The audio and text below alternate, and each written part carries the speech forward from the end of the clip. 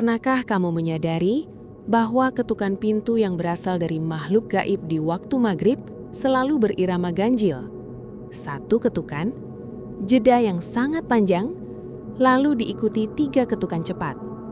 Mereka tidak mengetuk untuk bertamu atau mencari tempat singgah.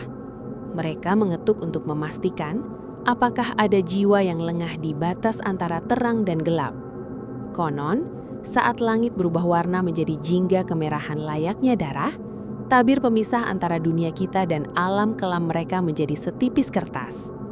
Di saat itulah, ia datang, mengembara tanpa arah, membawa aroma kematian yang menyengat, menyusup perlahan lewat celah-celah pintu rumahmu, mengincar mereka yang lupa mengunci pintu saat senja. Di sebuah desa terpencil yang namanya bahkan telah lama dihapus dari peta, hiduplah Nenek Sumi. Ia tidak pernah bisa melihat dunia sejak pertama kali ia menarik napas. Matanya hanya menyisakan warna putih keruh, sepenuhnya buta terhadap cahaya matahari maupun gemerlap bintang.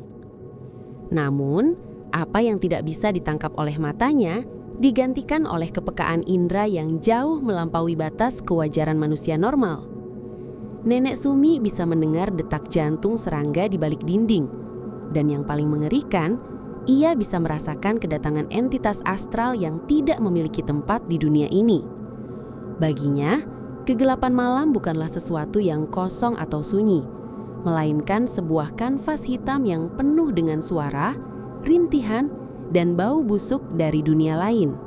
Setiap kali senja mulai turun dan bayangan pepohonan memanjang hingga menyerupai cakar-cakar iblis, Nenek Sumi selalu berdiri mematung di teras rumahnya. Angin maghrib berhembus membawa udara dingin yang langsung menusuk hingga ke sumsum tulang. Penduduk desa biasanya sudah berlarian mengunci rapat-rapat pintu dan jendela mereka, bersembunyi ketakutan di balik selimut tebal. Mereka semua tahu sejarah kelam tempat ini. Saat senja tiba, sebuah kutukan kuno mulai bangkit dan berjalan perlahan menyusuri jalanan tanah desa. Kutukan yang tidak berbentuk pasti, namun kehadirannya selalu ditandai dengan perubahan udara yang tiba-tiba menjadi sangat pengap, seolah seluruh oksigen di sekitarmu ditarik paksa oleh paru-paru tak kasat mata. Tanda pertama dari kedatangannya bukanlah sebuah suara yang mengejutkan, melainkan sebuah bau yang merayap diam-diam. Aroma kemenyan bakar yang sangat pekat dan memuakkan tiba-tiba tercium di udara, bercampur dengan bau tanah kuburan basah, karat besi, dan daging yang telah lama membusuk. Nenek Sumi mencium aroma mengerikan itu merembes masuk lewat celah lantai dan bawah pintu kayunya. Hidungnya yang sangat tajam langsung menangkap partikel-partikel kematian tersebut. Bau itu bukan berasal dari dupa atau kemenyan yang dibakar oleh tangan manusia, melainkan dari sisa-sisa sesajen ilmu hitam berusia ratusan tahun yang telah lama dikutuk. Saat bau kemenyan gaib ini mulai tercium, Nenek Sumi sadar betul bahwa waktu bagi manusia untuk bersiap telah habis. Sang pembawa kutukan telah tiba di pekarangan rumah. Entitas itu kini telah berhenti. Ia berdiri diam tepat di depan pintu kayu utama rumah Nenek Sumi. Cahaya lentera desa dari pinggir jalan menyinari punggung jubahnya. Namun, jika ada orang yang bisa melihat, mereka akan menyadari satu hal yang sangat ganjil dan melanggar nalar. Makhluk itu sama sekali tidak memiliki bayangan yang jatuh ke permukaan bumi. Ia berdiri di sana, menentang hukum alam semesta. Di dalam dunia mistis dan peninggalan leluhur, makhluk yang berjalan tanpa memantulkan bayangan adalah iblis murni yang telah menukar jiwanya untuk penderitaan abadi. Ia kini berdiri tegak di ambang pintu, menjadi garis pembatas yang mengerikan antara malam yang gelap gulita di luar dan cahaya pelita kehidupan di dalam rumah. Menunggu dengan sabar, menunggu mangsa yang ceroboh. Meski matanya buta secara fisik, mata batin Nenek Sumi terbuka lebar. Ia melihat wujud asli tamu maghrib itu dengan sangat jelas di dalam kepalanya, jauh lebih jernih dan lebih mengerikan daripada manusia yang memiliki penglihatan normal. Di balik sekat pintu kayu itu, berdiri menjulang sesosok kerangka raksasa setinggi atap rumah, dengan sisa-sisa daging berwarna kehitaman yang menggantung busuk di sela-sela tulang rusuknya. Jubah kain kafan hitam pekat yang compang-camping menyelimuti tubuhnya terus-menerus meneteskan cairan lengket menyerupai darah kering ke lantai teras.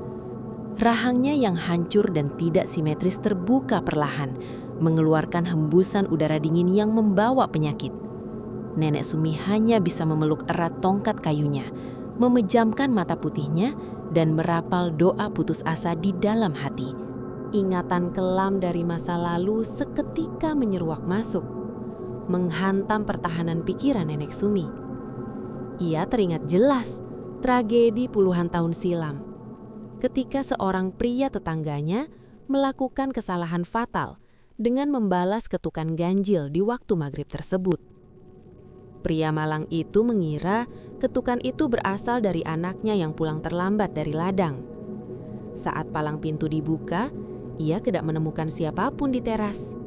Ruangan hanya diisi oleh angin kosong.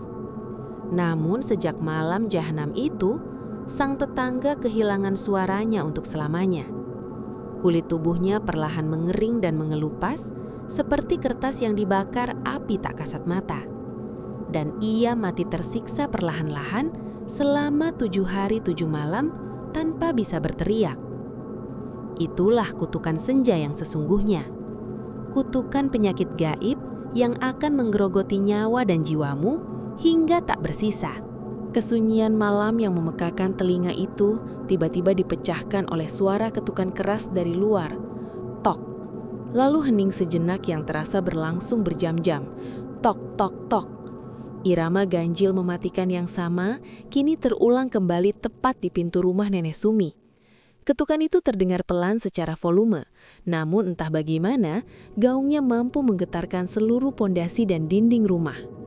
Entitas pembawa kutukan itu tahu pasti bahwa di dalam ada kehidupan. Ia tidak membutuhkan mata untuk melihat darah yang mengalir. Ia bisa mencium aroma ketakutan yang menguar. Ia memakan teror korbannya layaknya sebuah perjamuan agung. Di dalam kegelapan, Nenek Sumi menahan nafasnya dalam-dalam. Jantungnya berdebar memompa darah sangat kencang, hingga ia sangat takut makhluk di luar sana bisa mendengar detak jantungnya sendiri.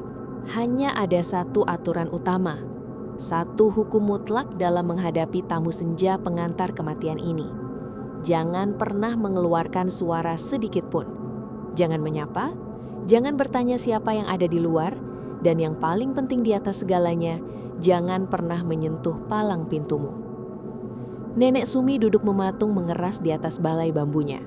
Seluruh otot di tubuh rentanya menjadi kaku layaknya mayat yang telah mengalami rigor mortis. Keringat dingin bercucuran deras, mengalir membasahi pelipis dan lehernya. Di dalam penjara kegelapan butanya, ia bisa merasakan dengan jelas bahwa tatapan kosong dari entitas di luar sedang menembus serat-serat tebal kayu pintu, mencari celah untuk mengunci jiwanya. Karena ketukan irama ganjilnya tidak kunjung mendapat jawaban dari dalam, entitas iblis itu mulai mengubah taktik perburuannya. Terdengar suara gesekan kain dan tulang saat wujudnya berpindah perlahan dari depan pintu utama menuju jendela kaca buram yang berada di samping rumah. Kuku-kukunya yang panjang, runcing dan membusuk mulai menggaruk perlahan permukaan kaca yang berdebu. Srek, srek. Suara ngilu itu tiba-tiba disusul oleh sebuah bisikan parau yang menembus celah jendela. Bisikan gaib yang dengan sempurna meniru suara almarhum suami Nenek Sumi yang telah meninggal puluhan tahun lalu. Suara itu memanggil namanya dengan nada yang sangat sedih, merintih kesakitan memohon untuk dibukakan pintu karena ia sangat kedinginan di luar. Sebuah tipu daya psikologis dari iblis yang luar biasa kejam. Tiba-tiba, suhu di dalam ruang tamu kecil itu anjlok drastis menuju titik beku. Hawa dingin ekstrim yang sama sekali tidak wajar menyelimuti seluruh tubuh Nenek Sumi, seolah ia baru saja dilemparkan hidup-hidup ke dalam dasar lautan es gelap. Lapisan embun beku dan kristal es seketika mulai terbentuk menutupi permukaan kaca jendela. Lampu minyak tanah yang menjadi satu-satunya sumber kehangatan dan cahaya di ruangan itu berkedip-kedip liar, berjuang melawan hembusan napas tak kasat mata yang terus merembes masuk. Di tengah siksaan rasa dingin yang membekukan tulang, Nenek Sumi menggigit bibir bawahnya kuat-kuat hingga berdarah.